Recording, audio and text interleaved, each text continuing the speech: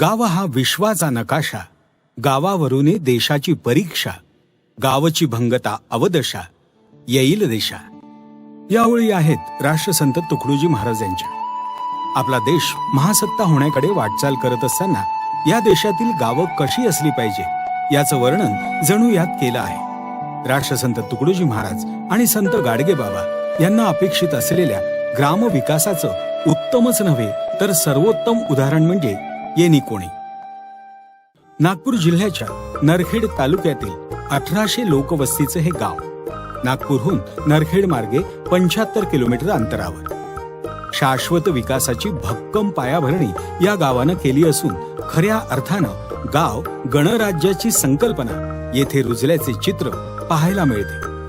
अनेक पुरस्कार आणि मान सन्मान तर मिळालेच, परंतु पुरस्कारापलीकडे जात मानवी विकास निर्देशांक, हॅपीनेस इंडेक्स, GDP आणि दरडोई उत्पन्न वाढवण्याचा ध्यास या गावानं घेतला आहे. पहिले ह्या गावात खूप काहीच सोय नाही होती, पाण्याची सोय नाही होती, थोडं थोडं पाणी काढायला लागे. इथं सगळी गंदगीच होती अगोदर जेव्हा आले तेव्हा.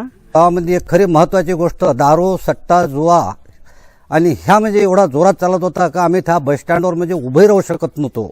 अगोदर आमच्या गावामध्ये काहीच डेव्हलपमेंट नव्हतं, व्यवस्थित रस्ते नव्हते, नाल्या नव्हत्या. हा बदल घडवून आणण्यासाठी 2013 हे वर्ष येणी कोणी गावासाठी पर्वणीचं वर्ष ठरलं. जातीभेद, शिवाशिव, धार्मिक तेढ आणि चुकीचं राजकारण या गोष्टींमुळे गावातील लोकांमध्ये सलोख्याची भावना दिसून येत नव्हती. गावाचा आणि गावातील लोकांचा विकास करायचा असेल तर गावातील लोकांना एकत्र आणून त्यांच्यामध्ये प्रेम भावना निर्माण करणं गरजेचं आहे असा ध्यास मनाशी बाळगून तसा प्रयत्न करणारे गावातीलच तरुण मनीष फुके यांनी पुढाकार घेतला. राष्ट्रसंत तुकडोजी महाराज आणि संत गाडगेबाबा यांच्या विचारधारेतील ग्रामविकासाची संकल्पना प्रत्यक्षात उतरवण्यासाठी गावकऱ्यांनी बहुमतानं बिनविरोध निवडून दिले. सरपंच पदाचा कार्यभार सांभाळताच त्यांनी सर्वप्रथम लोकांची मानसिकता बदलण्याचे कार्य हाती घेतले. त्यासाठी त्यांनी जनजागृती करत समाजातील तेढ कमी करण्यासाठी 2 विरुद्ध धर्मीयांना एकमेकांच्या कार्यक्रमात सहभागी करून सर्व धर्म समभावाचे बीज गावात रुजवले. लोकसहभागातूनच गावातील विकास कामाच्या पर्वाला सुरुवात झाली. जुनी ग्रामपंचायत इमारत खूपच जीर्ण झाली होती. ग्रामपंचायतची ही अवस्था बघून नवीन सुसज्ज अशा इमारतीचे पक्के बांधकाम करून खराब होत असलेल्या जीर्ण रेकॉर्डचे जतन करण्यात आले. 2019च्या निवडणुकीत सरपंच पदावर मनीष फुकेच राहावे असा गावकऱ्यांचा आग्रह होता. त्या निवडणुकीत लोकांनी सर्व जे ग्रामपंचायत सरपंच, उपसरपंच आणि पूर्ण ग्रामपंचायतची पूर्ण बॉडी हे पूर्ण अनपोच करून दिली आणि त्याहीमध्ये माझ्या हातामध्ये गावाचे सूत्र असावं म्हणून लोकांनी माझ्या पत्नीला सरपंच आणि मला उपसरपंच असा एक वेगळा उपक्रम महाराष्ट्रामध्ये लोकांनी स्थापित केला.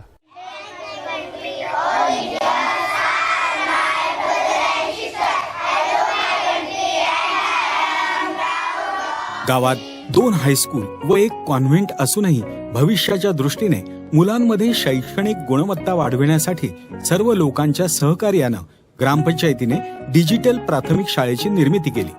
जेव्हा मी या शाळेमध्ये जॉईन झाले होते तेव्हा शाळेची परिस्थिती फारशी चांगली नव्हती, म्हणजे भौतिक सुविधा फारशा नव्हत्या इथे. परंतु आता मात्र एवढ्या चांगल्या व्यवस्था झालेल्या आहे की भौतिक सुविधांनी शाळा परिपूर्ण झालेली आहे. पिण्याच्या पाण्याची व्यवस्था, RO फिल्टर लागलेले आहे आणि मूत्रीघरांची मुलांच्या संख्येच्या मानाने पूर्ण सुविधा इथे उपलब्ध झालेली आहे. गावातील या सर्व शैक्षणिक संस्थांची एक समिती गठीत करून ग्रामपंचायतीच्या सहकार्यानं विविध शैक्षणिक विषयावर चर्चा केली जाते. त्याचबरोबर गावातील उच्च शिक्षित तरुणांसाठी स्पर्धा परीक्षेची तयारी करण्यासाठी वाचनालय, ग्रंथालय व अध्ययन केंद्र सुरू करून अभ्यासाची वातावरण निर्मिती करण्यात आली. पूर्वी गावा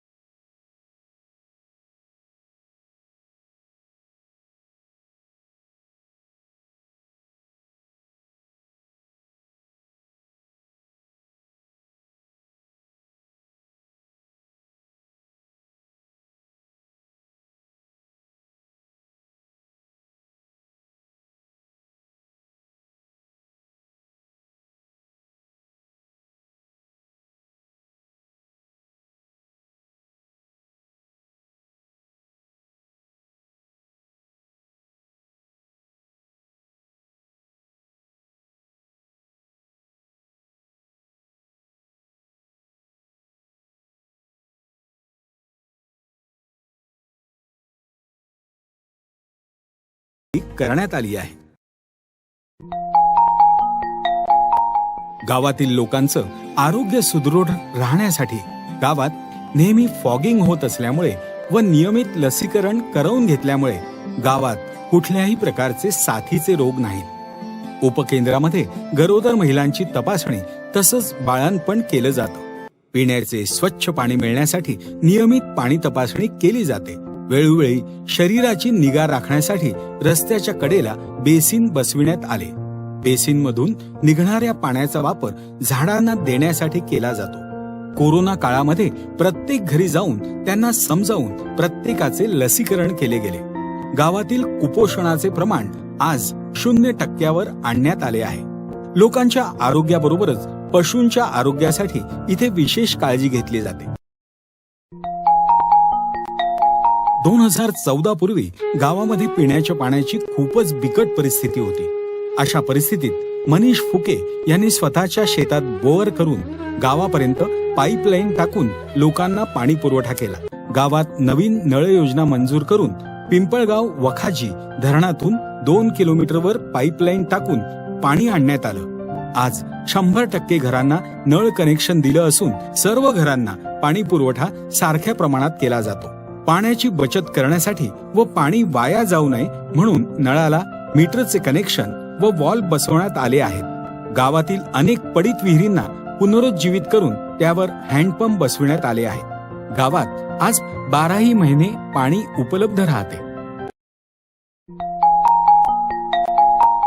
गावातील सांडपाण्याची विल्हेवाट लावण्यासाठी सांडपाणी अंडरग्राऊंड नाल्यांमार्फत सेटलिंग टँकमध्ये सोडण्यात येते. हे सांडपाणी फिल्टर टँकच्या साहाय्याने नाल्यांमध्ये सोडले जाते. इथे पंपिंग करून या पाण्याचा वापर गावातील झाडांना देण्यासाठी 8 ते 10 किलोमीटर लांबीची ड्रीप तयार करण्यात आली आहे. पर्यावरणाच्या दृष्टीनं रिकामी जागा तिथे झाड अशी संकल्पना राबवत गावात ठिकठिकाणी झाडं लावून सौंदर्यीकरण करण्यात आले. त्याचप्रमाणे गावातील सर्व जागांचे मॅपिंग करून व त्या जागेवर अतिक्रमण होऊ नये म्हणून तिथं झाडं लावण्यात आली. पूर्वी गावात शेतामध्ये ओलिताचे प्रमाण खूपच कमी होते. या समस्येचे नियोजन करून मनरेगाच्या माध्यमातून शेतकऱ्यांना विहिरी बांधून दिल्या. तलावाचे खोलीकरण करून जिथे शक्य होईल तिथे ठिकठिकाणी बंधारे बांधून पाणी साठवण्याचे काम केले. विहिरीमुळे आणि तलावामुळे शेतीचे क्षेत्र आता 90% ओलिताखाली आले आहे. ग्रामपंचायतीमार्फत शेतकऱ्यांना आधुनिक शेतीविषयक प्रशिक्षण दिले जातं. अभ्यास दौरा व कार्यशाळा घेतली जाते. त्यामुळे शेती करताना आधुनिक तंत्रज्ञानाचा वापर गावामध्ये मोठ्या प्रमाणात होऊ लागला. पाण्याच्या नियोजनामुळे व आधुनिक तंत्रज्ञानामुळे शेतकऱ्यांच्या उत्पादनात वाढ होऊन त्यांची आर्थिक क्षमता देखील वाढली. गावाच्या सर्वांगीण विकासाकरिता फार्मर प्रोड्युसर कंपनीची स्थापना करण्यात आली आहे. गावात रेन हार्वेस्टिंगद्वारे पाण्याचं संकलन करण्यात येत असून आता गावातील संपूर्ण घरांना करण्याचा मानस आहे. पाण्याची उपलब्धता वाढल्यामुळे गाई, म्हशी आदी पशूंना पाणी व चारा उपलब्ध होऊ लागला. पशूंची संख्या वाढून दूध उत्पादनात वाढ झाली. त्यामुळे गावात 2 दूध संकलन केंद्र स्थापन करण्यात आली. दुग्ध व्यवसायाला चालना मिळाल्यामुळे गावातील लोकांमध्ये आनंदाचं वातावरण निर्माण झालं आहे. येणीकोणी गावातील रस्ते कॉन्क्रीटचे व पेव्हर ब्लॉकचे झालेले आहेत. त्याचप्रमाणे संपूर्ण गावात LED लाईट बसवण्यात आले आहे. गावातील मुलांनी क्रीडा क्षेत्रात प्रगती करावी यासाठी ग्रामपंचायतीनं मैदान तयार करून दिलं. आर्मी भरतीसाठी, पोलीस भरतीसाठी जे जाऊन रिजेक्ट होऊन आलेले होते, ज्यांची हाईट कम पडली होती, ज्यांची चेस्ट कम पडली होती, त्यांना आता जिमचा फायदा झाल्यामुळे जिम चेस्ट ग्लो करून, हाईट ग्लो करून पुन्हा भरती द्यायला गेलेले आहे. त्याचप्रमाणे ओपन जिम सुद्धा आहे. गावामध्ये आधी 4 ते 5 दारूचे अड्डे होते. सट्टा, जुगार सर्रासपणे चालायचा.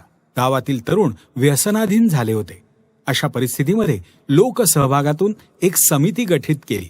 या समितीमार्फत कोणतीही विशेष पोलीस कार्यवाही न करता दारू विक्रेत्याला समजावून सांगितलं आणि वर्षभरात सर्व दारूचे धंदे, सट्टा व जुगार बंद करून आदर्श ठरेल असे तंटामुक्त गाव तयार करण्यात आलं. गावात CCTV कॅमेरे लावण्यात आले. बालसंस्कार केंद्र स्थापन केल्यामुळे राष्ट्रसंत तुकडोजी महाराजांच्या विचारातून नियमित प्रार्थना केली जाते. त्यामुळे लहान मुलांवर चांगले संस्कार होतात. ग्रामसभा बोलावून गावातील प्रश्नांवर चर्चा केली जाते. गावातील सर्व धर्मीयांमध्ये सलोखा वाढल्यामुळे गावातील सर्व मंदिरं नव्यानं बांधण्यात आली आहेत. ग्रामपंचायतीच्या जागेवर आदिवासी समाजाच्या विखुरलेल्या झोपड्या आणि गोठ्यांचे अतिक्रमण होते.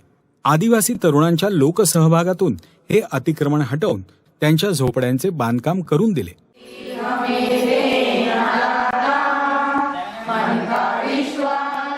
गावातील प्रत्येक महिला सक्षम व्हावी यासाठी महिला बचत गटाच्या माध्यमातून व्यवसायाचे प्रशिक्षण दिले जाते. आज बरेच व्यवसाय महिला स्वयंस्फूर्तीने करीत आहेत. त्यांना या बचत गटामार्फत खूप काही फायदा होत आहे. गावातील संपूर्ण घरावर व नमुना 8वर महिलांची नावं देण्यात आली आहेत. मुलींच्या शिक्षणावर भर दिल्यामुळे आज गावातील मुली पदवीधर झाल्या आहेत. CSC केंद्र गावात स्थापन करण्यात आलं. त्यासाठी आता तालुक्याला व जिल्ह्याला जायची गरज नाही. पूर्वी गावात स्मशानभूमी नव्हती. हा प्रश्न सोडविण्यासाठी नवीन स्मशानभूमी तयार करण्यात आली. वृक्ष लागवड करून स्मशानभूमीचं सौंदर्यीकरण करण्यात आलं. गावातील रिकाम्या जागेवर ग्रामपंचायत व मनरेगाच्या माध्यमातून 5000 वृक्ष लागवड करून फळबाग तयार करण्यात आली. या फळबागेतून ग्रामपंचायतीला उत्पन्न सुरू झालं आहे. येणाऱ्या काळामध्ये आमच्या इथं जे लघु पटबंधारे विभागाचा तलाव आहे, त्या तलावाच्या जे लगत जागा आहे ते घेऊन तिथे एक चांगलं मच्छाचं एक प्लांटेशन आम्हाला तिथे तळे तयार करायचे आहे. त्या माध्यमातून सुद्धा मोठ्या प्रमाणात गावाचं एक इन्कम सोर्स जनरेट होईल. अशा गावाविषयीच्या विकास कामांच्या विविध संकल्पना मनीष फुके व सहकाऱ्यांच्या आहेत. असं आमच्या गावाचा विकास झाला. या 7-8 वर्षामध्ये इतका झाला की आमच्या आजूबाजूचे 10-5 गाव आहे, ह्या गावाच्या तुलनेत आमचं गाव कमीत कमी 15 ते 20 वर्षांनी पुढे गेला. केवळ भौतिक विकासावर भर न देता प्रत्येक कुटुंबाचा आणि कुटुंबातील प्रत्येकाचा विकास व्हावा यावर भर देणारे हे गाव. या गावाला मंत्रालयीन व जिल्ह्याचे अधिकारीच नाही तर परराज्यातील लोक नियमित भेटी देत असतात. येणीकोणीचा विकास पॅटर्न जिल्ह्यात राबविण्यास सुरू असून पर्यटन स्थळ म्हणून गावाला लवकरच मान्यता प्राप्त होईल. गाव करी ते राव न करी असे हे गाव आज राज्यातच नव्हे तर देशात आदर्श उदाहरण झाले आहे.